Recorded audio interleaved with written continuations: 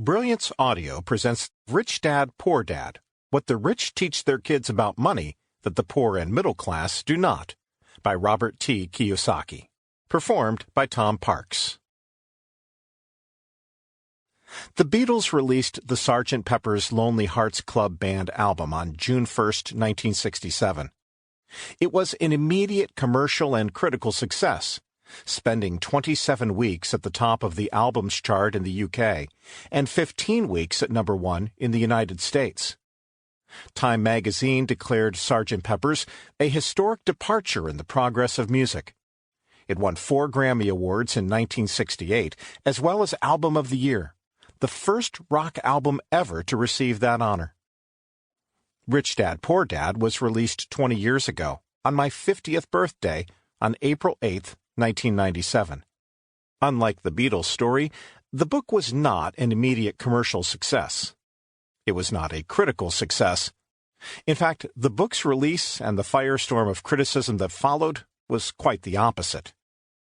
Rich Dad, Poor Dad was originally self-published because every book publisher we approached turned my book down. A few rejection slips offered comments like, "You do not know what you are talking about." I learned that most publishers are more like my highly educated poor dad than my rich dad. Most publishers disagreed with my rich dad's lessons on money, as did my poor dad. 20 years today.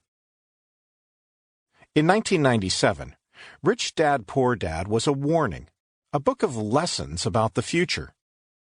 20 years later, millions of people around the world are more aware of my rich dad's warnings and his lessons about the future. With 2020 hindsight, many have said that his lessons were prophetic. Predictions come true. A few of those lessons are: Rich Dad's lesson number 1. The rich don't work for money. 20 years ago, a few publishers turned my book down because they did not agree with Rich Dad's number 1 lesson. Today, people are more aware of the growing divide between the rich and everyone else. Between 1993 and 2010, over 50% of the increase in the national income in the United States went to the wealthiest 1%. Since then, things have only gotten worse. Economists at the University of California found that 95% of the income gains between the years 2009 and 2012 also went to that wealthiest 1%. The lesson? The increases in income are going to entrepreneurs and investors, not to employees, not to the people who work for money. Rich Dad lesson? Savers are losers. 20 years ago, most publishers vehemently disagreed with this lesson from Rich Dad.